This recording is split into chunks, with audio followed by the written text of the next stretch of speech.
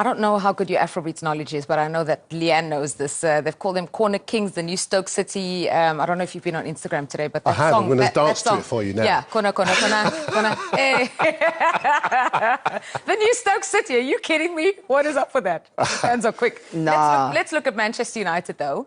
In the warm-up at the Emirates Stadium, I was there. I can confirm it happened. They are practicing defending corners. So let's look at the clip and see what happens. I think it's Dallo who's pushing the trainer, knowing that it's going to be physical. I mean, I like the fact that they're doing this, but it's a shame they didn't take it into the game. You know, obviously you've got De Ligt there as well, Højlund on the front post, and look at this. I mean, obviously every team's zonal marks in football, we know this, but at some point, players have to take responsibility. They cannot allow that to happen. Declan Rice's delivery, I thought Declan Rice was unbelievable the other day. Best player on the pitch. What a player he is, by the way. Odegaard kind of came into himself in the second half and they took it up another level. But when I look at that type of... I mean, I was never the best defender. That's why we stayed up top, right? I would never like to be in a wall. No one wants to see me back there, but I know I could do a better job than that. And when you look at the way the defenders are defending, like, there's no leadership. I've said it the other day, like, Roy Keane, Jaap Stam, Peter Schmeichel, these players would not have allowed that. Rio, Vidic, like, they wouldn't have allowed that to be happening. I know I'm not going back in time and saying, but this is where Manchester United have just gone backwards in time, because who's leading that team there? Yeah. Who's getting them and saying, come on? They're just standing there. And, like, Arsenal are very good at these corners. And I'm coming from a place where it's like, if that is what you're good at, keep doing it. They're winning games. Yeah. They've got other ways of going to goal. You can tell I'm fired up about this. Yeah, absolutely. Can we move on?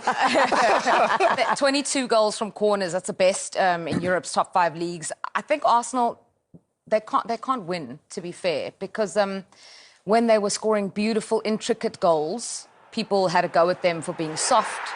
And now they are scoring from corners. They found some kind of bites. They are physical in there, and they're being criticised for it. Yeah, and I have a lot of sympathy in that regard. They've been unflatteringly described as the new Stoke, even though they derided Stoke for many years. But what they've done is shown an attention to detail that other teams just don't have. 2 set pieces the other night, one at the near post, one at the far. And what we saw from Manchester United in the game and before the game was that you can prepare for certain things in football, but nothing prepares you for the real thing. And I think as far as Manchester United are concerned, I think it was too soon in their development, or should I say resurgence, because I think they played very well against Everton last Sunday. But I think it's too soon under Amram for them to have come up against Arsenal. Arsenal are too slick, too organised, too disciplined, too aggressive. They know themselves and they know what they're all about. And in a moment like that, where they've practiced it so many times, and let's not kid ourselves, we were just watching United. Arsenal will have been watching what they were doing pre-match as well, and they would have found a way to counteract whatever preparations United would have made. I just think you've got to give them credit.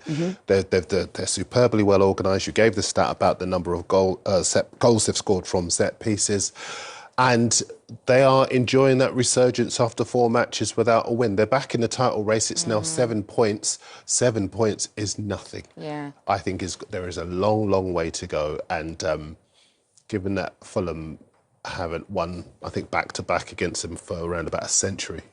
They did well last year, though. They were one of the few teams that were unbeaten against Arsenal. They really had their number. They won, they drew in the 2 games against them in the league. And for the Fulham players in those ranks who are from Arsenal, who have friends in the Arsenal team still, this will be even more of a kind of grudge match for them, will it? Or you've been in that position, I mean, Alex Iwobi obviously spent a long time at Arsenal, and he obviously coming off the back of scoring midweek as well, and obviously Reece Nelson. But I think for these types of games, you have to manage your emotions. Because I remember when I played against my former team, I almost got overtaken by the fact I wanted to do so well, and you end up having one of your least, good games. Yeah. But I think Iwobi's an example of, if it doesn't work out somewhere, you move on and it can work out there. I mean, do you treat them as just another team, or do you fire yourself up to do well because it's them?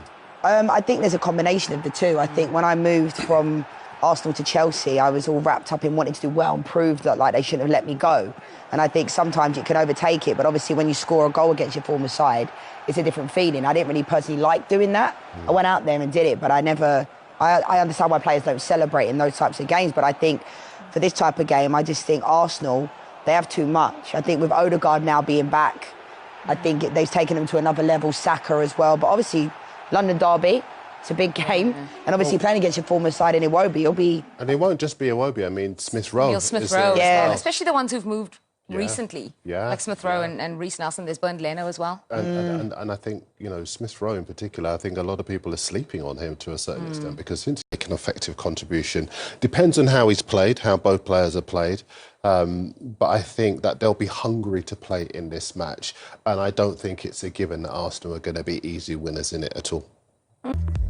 Right, we've gone through everything. We've talked about everything now. Now it's my favourite part of the show. It's prediction time. So let's start. And the first game is the last ever Merseyside derby at